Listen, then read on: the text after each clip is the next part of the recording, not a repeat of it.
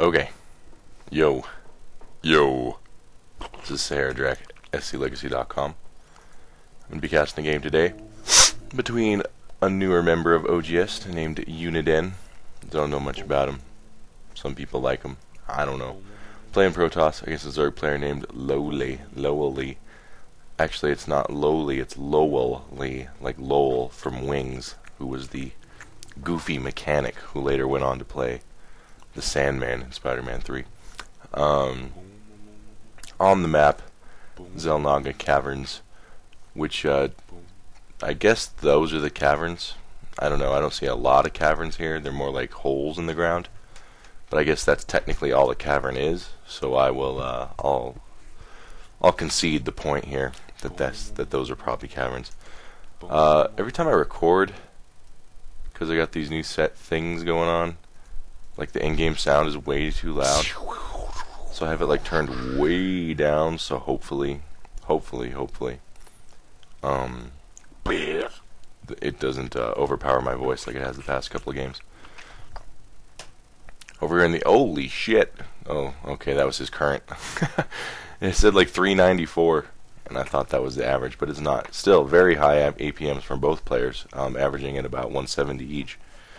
So that's pretty crazy. These are Korean players. Just so as you know, OGS is a Korean team. Of course, if I'm wrong about that, for somehow some Swedish dude got on OGS or something, I'm going to get 16,000 comments every time. Like I joke about someone's nationality or what team they're on. Like it's actually Sahara. He's on Team TTKS from the Netherlands. He's not actually on Team Iowa, like you said, idiot. And it's like, yeah, okay, thank you for that. But other than that, you know, looks like we might see a little bit of, might be about it. We're going to see some one-base Zerg, or at the very least a very late expansion for Zerg. And I think one-base Zerg may be one of those strategies that develops and becomes more legitimate as time progresses. Maybe stronger than everyone thinks it is. We'll see. It's kind of like this natural, like, everyone just assumes Zerg is going to fast expand, but that may not be the best way for some players. So, Yaman. And Cybernetics core going down over here, so just a one-gate cyber over here. And yeah, he is going to expand early, but he's not going hatch first or anything crazy like that. So a little bit later expansion. I was hoping to see some like amazing one-base Zerg play. That would have been cool, but I'm just fantasizing, I guess. It's just a pipe dream. That Zealot actually spawned on the outside of this wall. I don't know. Oh, okay, no, he didn't. There's actually a little hole there. A Gapparoonie. So yeah, basically just being annoying with these Zerglings, keeping this extractor up as long as humanly possible, because that is limiting Protoss's options, and that makes him easier to predict for Zerg. Metabolic boost is being researched for Zerg as well. He wants to be real careful with his Zealot. He doesn't want to accidentally let some Lings run in. He also doesn't want to lose his Cybernetics core, so... And there's the Sentry to come out and save the day. Force Field goes down, traps a couple Lings. So yeah. Extractor also killed. So all the really annoying stuff Zerg can do at the beginning of the game has been squelched. And I just realized I'm casting another PvZ. Huh. That's weird. I usually cast... Well, lately I've just been casting a lot of PvZs. I don't know why. It's just kind of random. It is 5:30 in the morning, just so you know. I had been playing Gran Turismo 5, like, I played it for like 9 hours or something, and I kept meaning to go play some StarCraft. And I love me some StarCraft, but that game is addictive. So here I am, casting late into the wee hours, once again.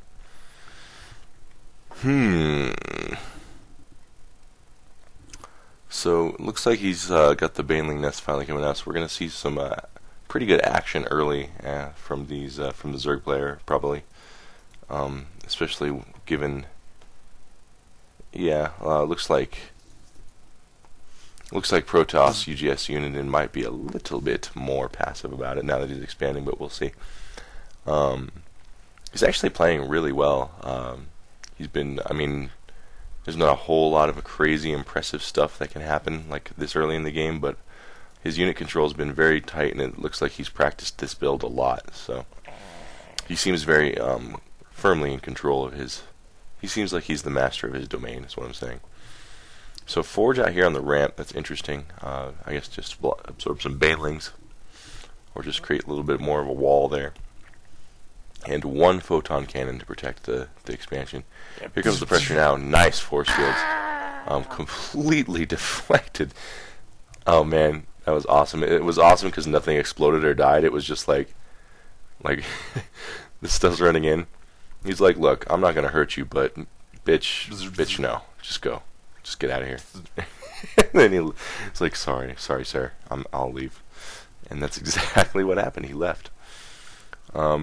I think the fact that no banelings or zerglings died there made that hilarious. And but looks like we are going to see some unit casualties now. Banelings exploding against the force fields, minimizing baneling damage with these force fields.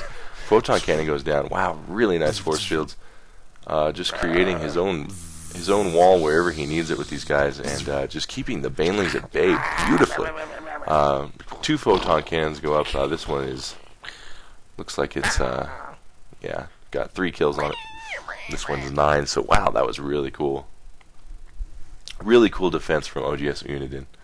And it looks like LoweLy is going to be hatching more zerglings. I'm sorry, I mean banelings.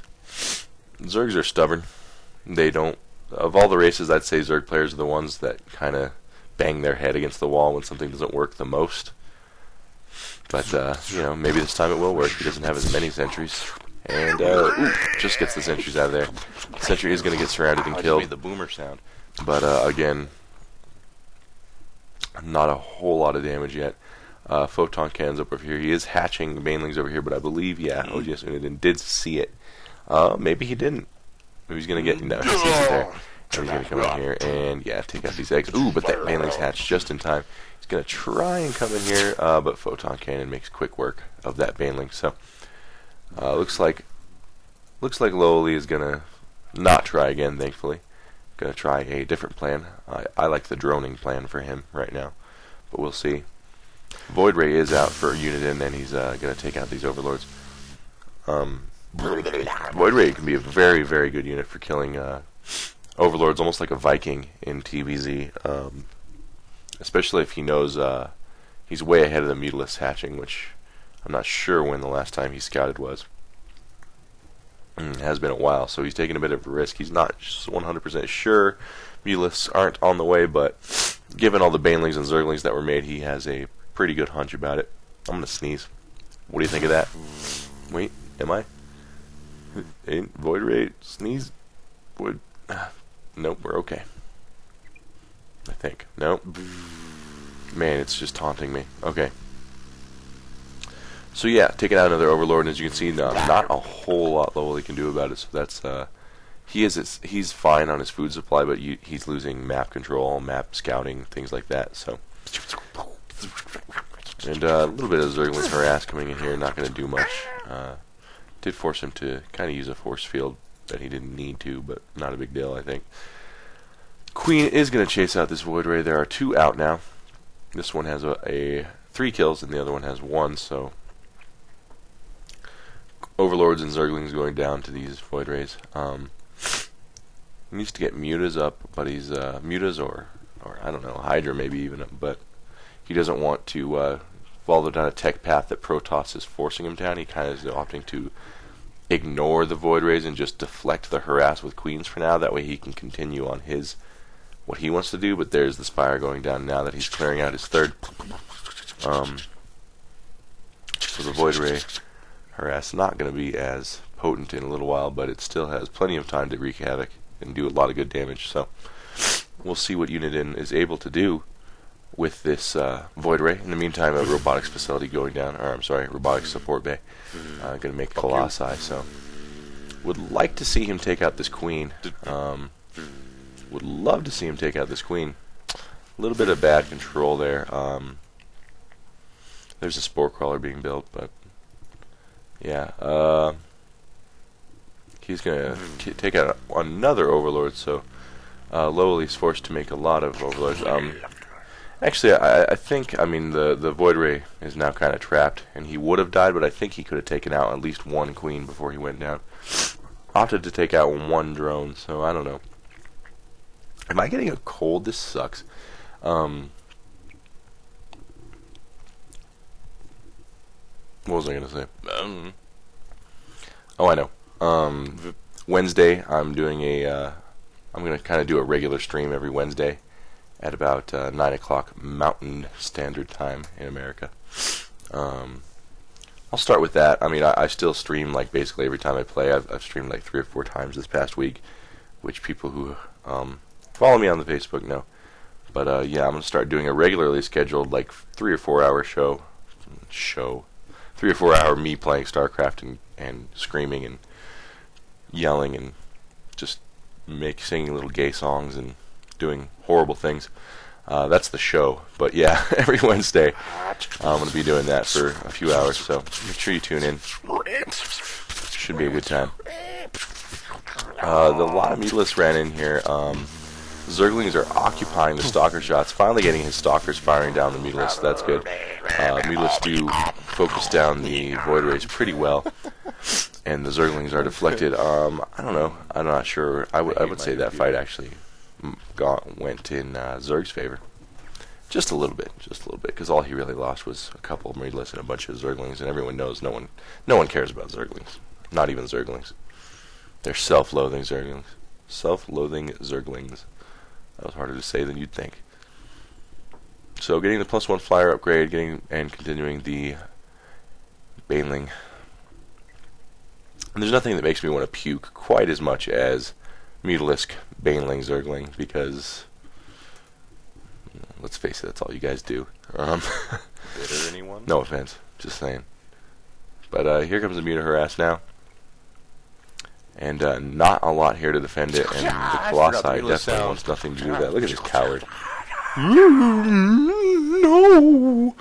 But I can't blame him, considering he cannot shoot those big old lasers of his in the air. So Mutalists are going to come back here.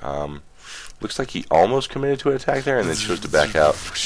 And a lot of Banelings rolling in here, and he does not have a lot of sentries anymore, but good Colossi control, actually, and he took out a lot of Zerglings with the Colossi. That fight definitely went in Protoss's favor. Good control there with the Colossi to not get surrounded and destroyed by the Banelings, and just good focus firing with his Stalkers. So that was excellent. 5 Corruptors immediately being built for Zerg. He does not like the idea of those Colossi at all. Kind of like I don't like turtles. Not like StarCraft turtles, the actual animal turtles, like the reptile. Oh no, I guess they're an amphibian. Sorry. Yeah, I don't like them. They creep me out. Bastards, little shells.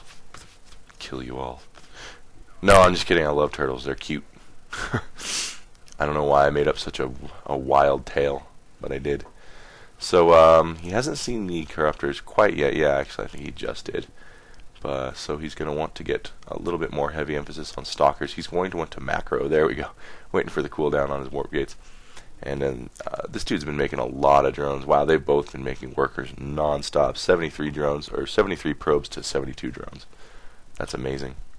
I don't think I've ever had 73 workers like in all my games combined. So, yeah. Ling, Corruptor, Mutalisk. Interesting. Noise? Well, not really. Ling, Baneling, Mutalisk, Corruptor. Pretty well varied army composition there. And Immortal, Stalker, Void Ray, Colossi. So also a nice and varied composition for Protoss. We're going to see who does it better. Keeping the Colossi out of range. He does not have the extended thermal lance, so he's going to have to be careful with him. And here comes the Corruptors now trying to focus fire down the Colossi, and he's just pulling the Colossi back. In the meantime, Stalkers are making quick work of the Corruptors. I think he overextended with these Corruptors. Okay, he really wanted to kill that one. I guess I can't say I can blame him, but he is losing his one of his bases. And yeah, one Colossi surviving. So yeah, just should be chrono boosting out 2 more. No, not chrono boosting him, just making 2 more Colossi and doing his stalker thing. Probably not going to see any more immortals. No upgrades happening right now for Protoss. The +2 flyer upgrades for Zerg, so those Colossi are going to become less and less effective as those upgrades go. But Protoss is on, yeah, we'll say 3 bases for now. Oh, no, there's the transfer. 4 bases for Protoss versus 3 for Zerg, so that's a bad place for Zerg to be. Zerg is aware of this expansion being taken. Protoss is not aware of these bases over here on the right. Would like to see him check those, especially since there's all this stuff happening over here that he could take care of. But that's a small nitpick. I would say Zerg is definitely better at scouting the map and map control, but oGsUniden's micro is really, really good. I don't know if you've been watching this game, but his micro is pretty impressive. So here comes the counterattack, the inevitable counterattack when any Zerg sees an army on another part of the map. Very well timed. Actually could do a lot of damage with this counterattack. Probably is going to even take out the Nexus. So maybe, yeah, nope, looks like he's going to back out. He does not want to lose that army. So not a hugely painful loss for Protoss there. He still feeling okay. And this emphasis on photon cannons in PvZ is something that makes a lot of sense given Zerg's mobility. This expansion is pretty decently protected. It buys Protoss a lot of time when Zerg attacks, if Zerg attacks it, but he's currently not able to do that because the Protoss army is bearing down on him and he's running out of wiggle room to counterattack. Does he have an observer here? One would assume so, yeah. Oh, sorry. He does see all these, oh no, he doesn't have the observer here. So he doesn't see the creep tumors, but he is going to take out the expansion, so who cares about creep tumors? If there's, you're just going to kill the expansion. And what did I do at work this week? I beat, I don't know why I started talking about that in the middle of a huge fight. I'll tell you in a second. Corruptor's easily getting taken out. Excellent force fields. Wait a second, that was awesome. Oh, don't rewind. Oh, fuck. And there was the GG. But I want to watch those force fields. He tried to go lots of roaches in a last-ditch effort, which I still think the Immortals and the Stalkers would have killed him anyways. But really nice force fields there. Lets the Colossi and Stalkers focus down these air units before having to deal with the roaches. And yeah, there you go. That was really good. Really, really, really good micro from Uniden. That won him the game, and it's cool.